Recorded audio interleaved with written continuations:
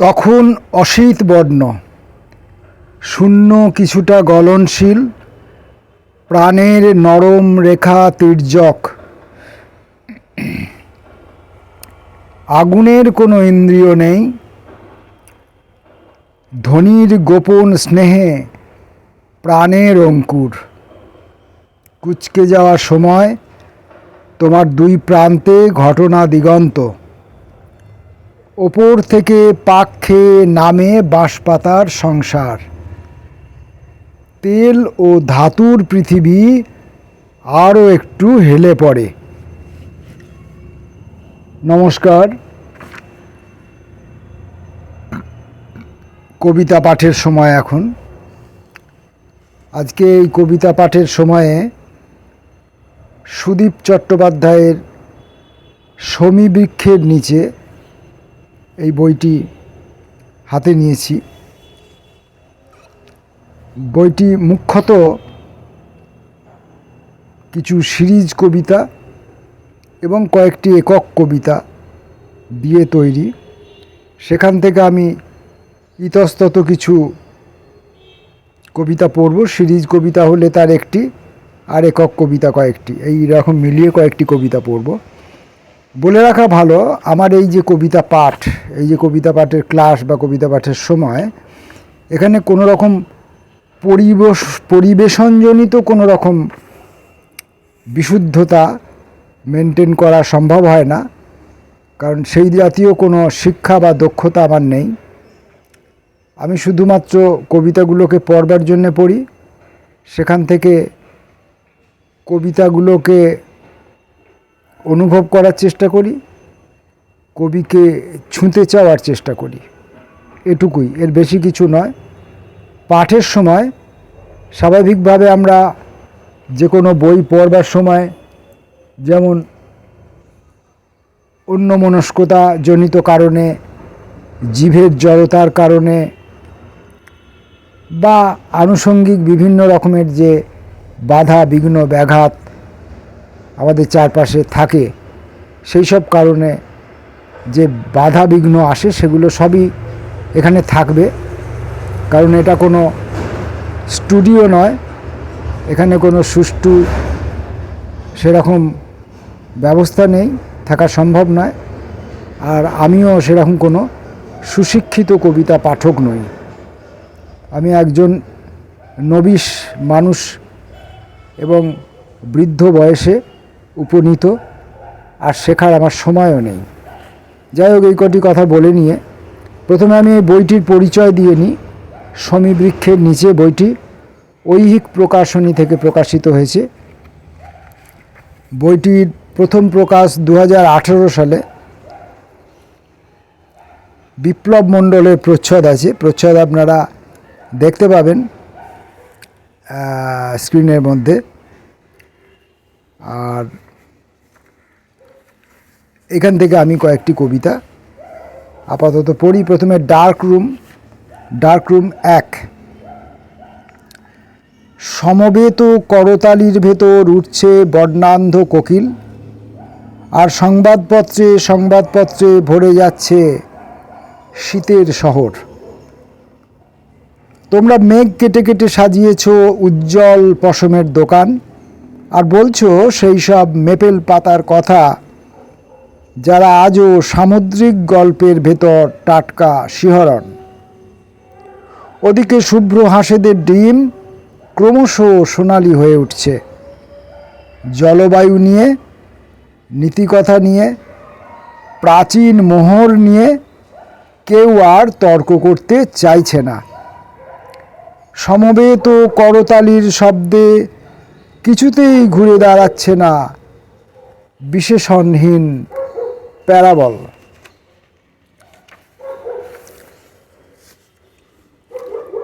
Monolith.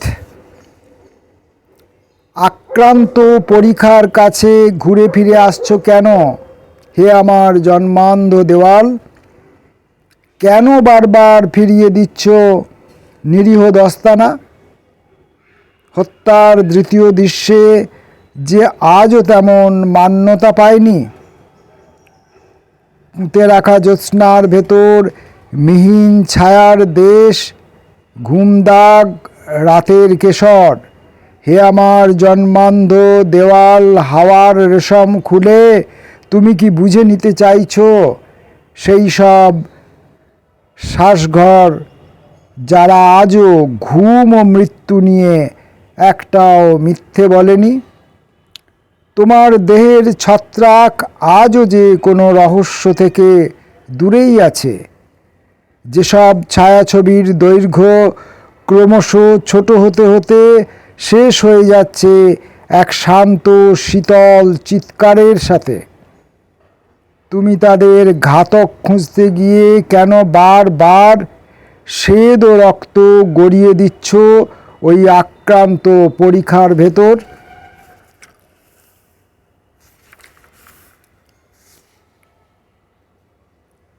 শ্বাসঘর series থেকে 4 নম্বর কবিতা পড়ব। পরিহাস। একলা মাঠে তোমার সর্বনাম পড়ে আছে, কে তাকে তুলে আনবে? সযত্নে মুড়ে কপালে সেঁটে দেবে ডাকটিকিট। বিরুদ্ধ প্রথার দেশে আমাদের সাবেকি দূরবীন, কে যেন ঘুরিয়ে দিচ্ছে বাতাসের মুখ।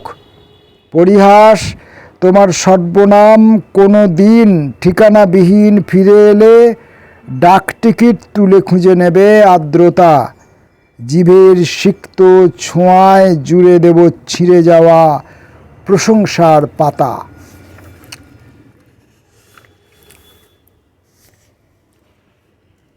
ড্রপ সিন, তারও 4 নম্বর। লোকটার ভেতর কোনো মাঠ ছিল না, ছিল না কোনো আবহাওয়া দপ্তর। ট্রাম লাইন মারিয়ে মারিয়ে সে শুধু বন্ধু হতে চেয়েছিল, আর রাত্রি 12টা বাজলেই বলতো, না আজ থাক, অন্য কোনো দিন।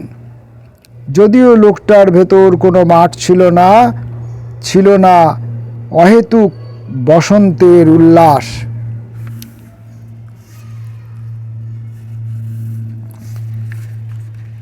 ইথারকালীন, এর 1 নম্বরটা পড়ি। মেরুন বর্ণের নীরবতা। তোমাকে দেখেছি কোনো এক অপেরা সন্ধ্যায়, আঙুলে জড়ানো সোমবার নিয়ে হেঁটে চলেছ ফ্যাকাশে সংশয়ের দিকে। বাতাস ডানা মুড়ে পড়ে আছে পথে, শুধু রক্তের শিখা এ দৃশ্য ছেড়ে ঢুকে গেছে মেঘের ভেতর। ফিরে এসে পোশাক খুলেছি আর ছিটকে পড়েছে বোতাম। জলের মিহিন সুতোয় কারা এসে সেলাই করেছে 2 চোখ। সেই থেকে প্রতিটি স্বপ্নে দেখি বোতাম ছুটে যায়, বোতাম ক্লান্ত হয়, বোতাম ঘুমিয়ে পড়ে নিজের মতো। হত্যাকালীন 1। আহার লিপি ফুরিয়ে যাচ্ছে হাওয়া, আর ওই শ্বাস বাগান। 3য় পংক্তির ভেতর তোমাকে হারিয়ে ফেলছি বারবার। আহার লিপি ফুরিয়ে যাচ্ছে হাওয়া, আর ওই শ্বাস বাগান। 3য় পংক্তির ভেতর তোমাকে হারিয়ে ফেলছি বারবার। যেন জলের পালক, যেন জিহ্বার দোসর হয়ে তুমি কেবলই খুঁজে চলেছ নরম মাংসের দরজা। যেন জলের পালক, যেন জিহ্বার দোসর। কোনো কোনো জায়গা কবিতা পড়তে গিয়ে কোনো কোনো জায়গা আমি রিপিট করি, আর যদি কবিতার মধ্যে রিপিটেশন থাকে সেটা আমি বলে দেব। এক্ষেত্রে আমি রিপিট করছি। দেখি এক শীতল ট্রিগার কেমন বসে আছে মাথায়, অথচ দেওয়াল নিয়ে আজও তেমন স্লোগান লেখা হলো না আমাদের। দেওয়াল নিয়ে আজও তেমন স্লোগান লেখা হলো না আমাদের।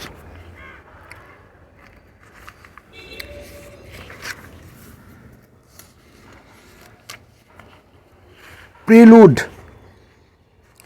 2 নম্বর। প্রত্নতত্ত্বের গ্রাম, প্রত্নতত্ত্বের গ্রাম।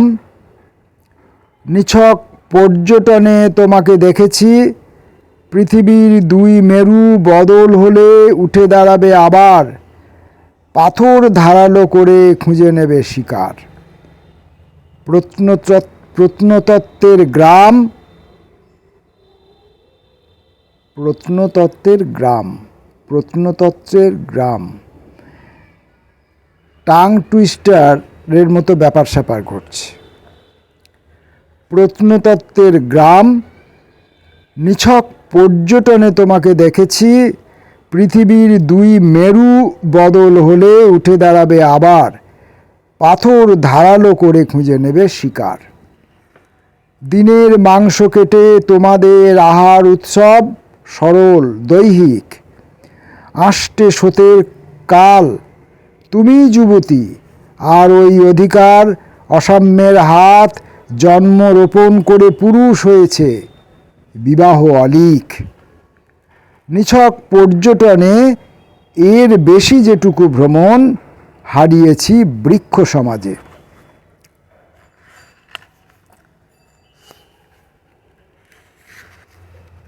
অ্যারোমা থেরাপি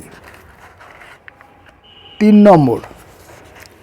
হত্যার প্রথম দৃশ্যে কোনো গান নেই স্লোগান, ধারালো অক্টেভ উঠছে ছায়াছবির দেশে।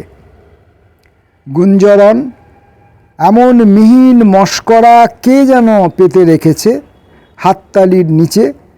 আবহ সঙ্গীত ফেনাময়, কত সহজেই গড়িয়ে পড়ছে কষ বেয়ে। এগুলো সব সিরিজ কবিতার একটি একটি করে পড়ছি। যেমন ভার্টিগো এর 1 নম্বর।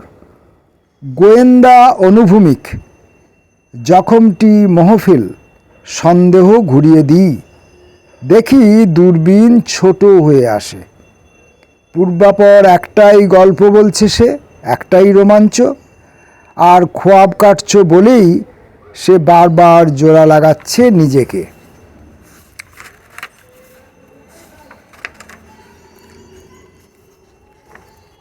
দেখি একক কবিতা কি আছে, এগুলো সবই সিরিজ কবিতা।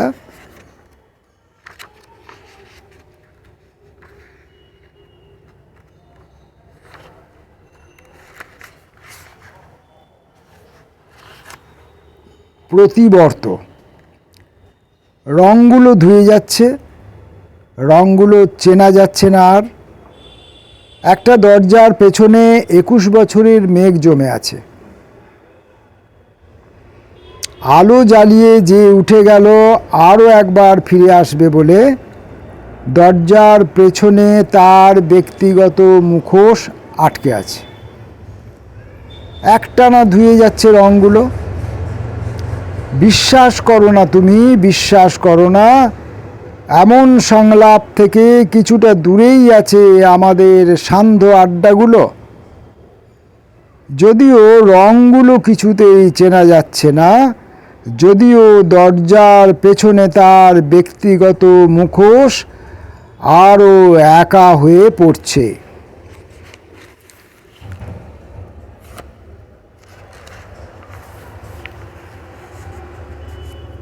প্রান্তিক, মৃত দিনের ধোঁয়া উঠছে, সামনে ফাঁকা মাঠ, মাহারা পক্ষী শাবক তার ঠোঁটের ভেতর আস্ত একটা সন্ধে লাল হয়ে আছে।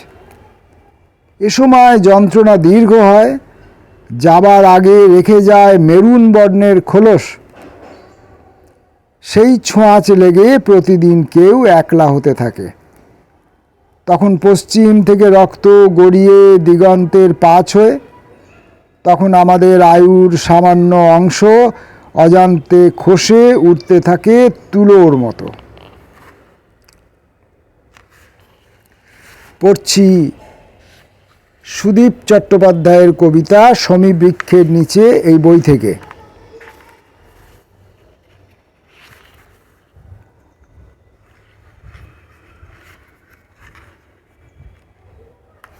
পরবাস, পরবাস 2। শব্দ বিনিময় করতে করতে ধারালো হয়ে উঠেছিল আমাদের জানালাগুলো। আমাদের অযথা শোনানো হচ্ছিল চাপ চাপ শীত আসছে উত্তর থেকে, ছায়ার কুমারী ছিঁড়ে এক একটা রৌদ্রের দিন, তাই কি ভালো লাগতো আমাদের। পুরনো লোহার গায়ে যে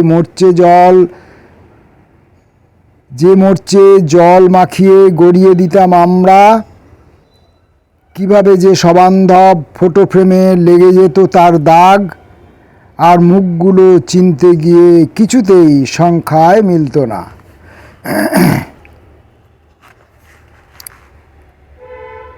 ক্যামোফ্লাজ। 1 নম্বর, বাড়িগুলো উপমা রহিত, তাদের শরীর থেকে কেবলই ঝরে পড়ছে বাকল। আমরা অনাগত দুর্যোগের কথা বলছি অনাগত দারিদ্র্যের কথা। বাড়িগুলো বধিরতা হেতু এসব কিছুই শুনতে পাচ্ছে না, তারা ক্রমাগত বলে চলেছে, মানুষের ভাষা শব্দহীন হয়ে পড়ছে। যদিও আমাদের টেবিলগুলো তেমনই উষ্ণ রয়েছে, আর শব্দের ঘর্ষণে দেখছি স্ফুলিঙ্গ ছিটকে এসে আগুন ধরিয়ে দিচ্ছে গোপন বারুদে। অন্ধতা হেতু বাড়িগুলো এসব কিছুই দেখতে পাচ্ছে না, মানুষের মেরুদণ্ড নিয়ে সন্দেহ প্রকাশ করছে, বিস্মিত হচ্ছে মানুষের জলধর্মিতা নিয়ে। আমরা টেবিল থেকে টেবিল গড়াতে প্রমাণ করেছি বাড়িগুলো শেষ পর্যন্ত এক বিশেষ নির্মাণ ছাড়া কিছুই নয়।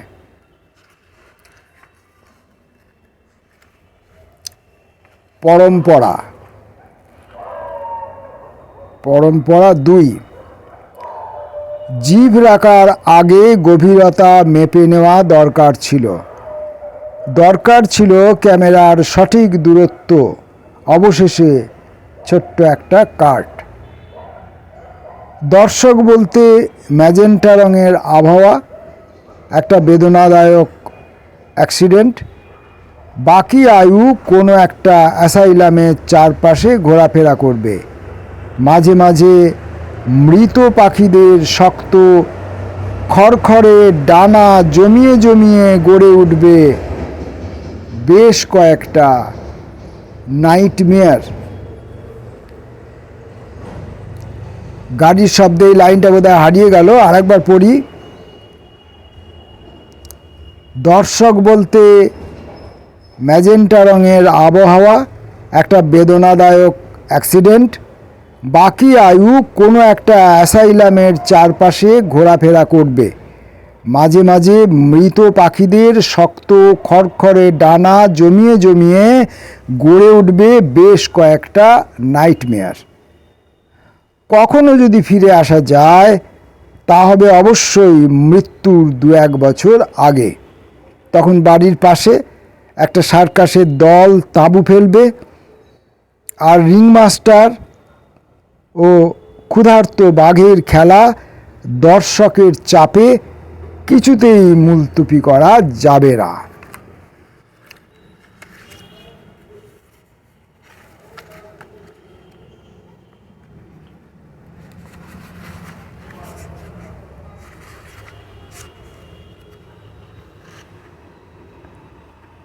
একাঙ্ক। কিছু একটা ঘটবে বলে মনে হয়। 7:12, এরপর সাইরেন, কিছু একটা ঘটবে। জানালা সংক্রান্ত কোনো লেখাই আমার ভালো লাগে না আজকাল। অবিরত দর্পণ নিয়ে তুমি কথা বলো না, আর অবিরত জলের উপর একটাও পাতা পড়ে না এখন। হালকা সৌন্দর্য থেকে বেরিয়ে এসে বলেছিলে, তবে ফেরা যাক। তখন সবে ভোর, কুয়াশার ভেতর সারি সারি চেয়ার, আর ঠিক তখনই কেউ একটা স্ট্রেচার গড়িয়ে দিয়েছিল। তোমার শরীর এত ভারী হয়ে উঠেছিল, যেন একটা পাথর বড় হচ্ছে ক্রমশ, যেন একটা পাথর একাই পাহাড় হয়ে উঠবে ধীরে ধীরে।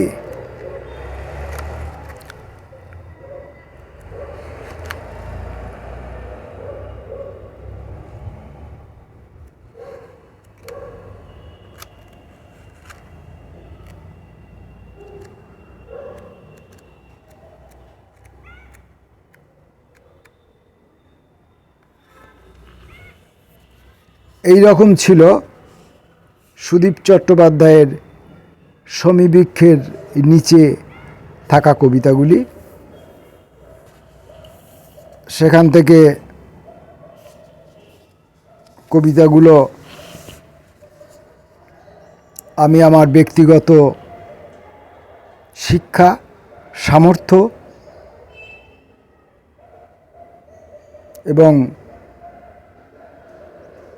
প্রচেষ্টা দিয়ে পড়ে এই ভিডিও বন্দি করলাম। কবিতা আমি কোনো অতিরিক্ত কৃত্রিম সচেতনতা নিয়ে, যেটা আমার পক্ষে রপ্ত করাও সম্ভব হবে না, আর সেই চেষ্টা আমি করছিও না, কারণ আমার কাছে মুখ্য উদ্দেশ্য হচ্ছে কবিতাগুলো পড়া এবং যাদের কাছে সুদীপের কবিতার বই পৌঁছে যায়নি, এই ইউটিউবের নাগাল তো বহু দূর পর্যন্ত, তাই কোথাও কোনো সুদীপ প্রিয় ব্যক্তি যদি থাকেন, সুদীপ প্রিয় কোনো মানুষ যদি থাকেন, কবিতা প্রিয় কোনো মানুষ যদি থাকেন, যিনি এই কবিতাগুলো পড়বার সুযোগ পাননি বা হয়তো কোনো দিন পাবেনও না, আমার এই অশ্লীল কণ্ঠের উচ্চারিত পাঠও যদি তারা একবার শুনতে পান, এরকম একটা ধৃষ্টতা নিয়ে আমি অনেকের কবিতাই ভিডিও করছি এবং ইউটিউবে পোস্ট করছি। সুদীপকে বলবো, ভাই তুমি আমার এই স্পর্ধাকে ক্ষমার চোখে দেখবে, ভালোবাসা জানবে, তোমার কবি জীবনের সমৃদ্ধি কামনা করি। তুমি এতটাই বড় হয়ে ওঠো যেন সেই বড়ত্বের আড়ালে আমার মতো মূর্খ মানুষগুলি আড়ালে থেকে যায়। সবাইকে নমস্কার।